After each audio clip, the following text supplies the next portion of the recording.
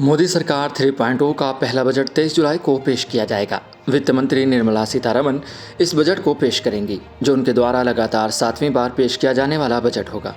इसके साथ ही वह ऐसा करने वाली देश की पहली वित्त मंत्री बन जाएंगी।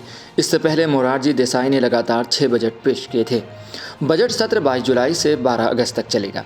संसदीय कार्य मंत्री किरण रिजिजू ने शनिवार को जानकारी दी कि केंद्र सरकार की सिफारिश पर राष्ट्रपति द्रौपदी मुर्मू ने इसकी मंजूरी दे दी है। यह बजट नई सरकार का पहला पूर्ण बजट होगा। फरवरी में सरकार ने अंतरिम बजट पेश किया था। आइए जानते हैं कि इस बजट में क्या कुछ खास हो सकता है। उम्मीद की जा रही है कि इस बजट में मिडिल क्लास के लिए राहत होगी। नौकरी पेशा लोग इनकम टैक्स के स्लैब में बदलाव की उम्मीद कर रहे हैं। स्टैंडर्ड डिडक्शन में राहत के संकेत मिल रहे हैं। तो वहीं महिलाओं और लाभार्थी वर्ग के लिए भी कई बड़े तोहफे मिलने की संभावना है। अगर बात की जाए सरकार की, तो सरकार इंफ्रास्ट्रक्चर और एनर्जी पर खास फोकस कर रही है, यानी कि सरकार का प्रमुख ध्यान इंफ्रास्ट्रक्चर और एनर्जी सेक्टर पर रहेगा। स्टार्टअप पर लगने वाले एंजल टैक्स को कम करने पर भी विचार किया जा सकता है। वहीं सरकार इलेक्ट्रॉनिक्स उद्योग के लिए PLI ला सकती है, यानी इलेक्ट्रॉनिक्स सब असेंबली और कंपोनेंट के लिए 40,000 करोड़ की PLI यानी प्रोडक्शन लिंक्ड इंसेंटिव स्कीम की संभावना है। वहीं insolvency and bankruptcy code IBC 2.0 में भी संशोधन किया जा सकता है। वहीं आंध्र प्रदेश को 1 लाख करोड़ का स्पेशल पैकेज भी मिल सकता है। ग्रामीण क्षेत्रों के लिए विशेष योजनाएं जैसे ग्रामीण सड़कों का विकास, जल प्रबंधन और कृषि सुधार भी हो सकता है। वहीं प्रधानमंत्री किसान सम्मान निधि के तहत किसानों को अधिक लाभ देने की भी योजना हो सकती है।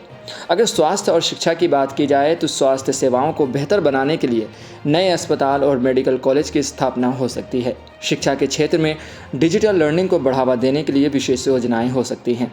वहीं पर्यावरण और हरित ऊर्जा की भी बात कर लेते हैं, तो सौर ऊर्जा और पवन ऊर्जा के क्षेत्र में निवेश बढ़ाने के लिए नई योजनाएं लाने की उम्मीद है। पर्यावरण संरक्षण के लिए वन संरक्षण और जलवायु परिवर्तन की नीतियों में भी सुधार किया जा सकता है। अगर रोजगार सृजन की बात की जाए, तो रोजगार के अवसर बढ़ाने के लिए नए उद्योगों और MSMEs micro small and medium enterprises के प्रोत्साहन दिया जा सकता है।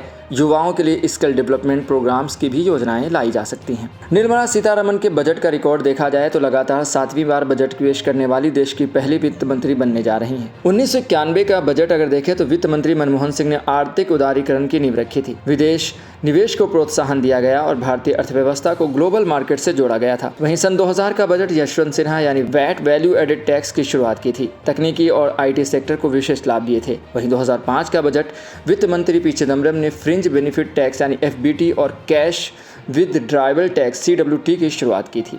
तो मोदी सरकार 3.0 का पहला बजट देश की आर्थिक दिशा और नीतियों को निर्धारित करेगा। मिडिल क्लास, महिलाओं और स्टार्टअप्स के लिए महत्वपूर्ण घोषणाओं की उम्मीद है। वित्त मंत्री निर्मला सीतारमण के नेतृत्व में यह बजट ऐतिहासिक होने जा रहा है, जो देश के आर्थिक विकास और सुधार के लिए महत्वपूर्ण कदम साबित होगा। ऐसी ही खबरों के लिए देखते रहें सहारा समय का समय डिजिटल।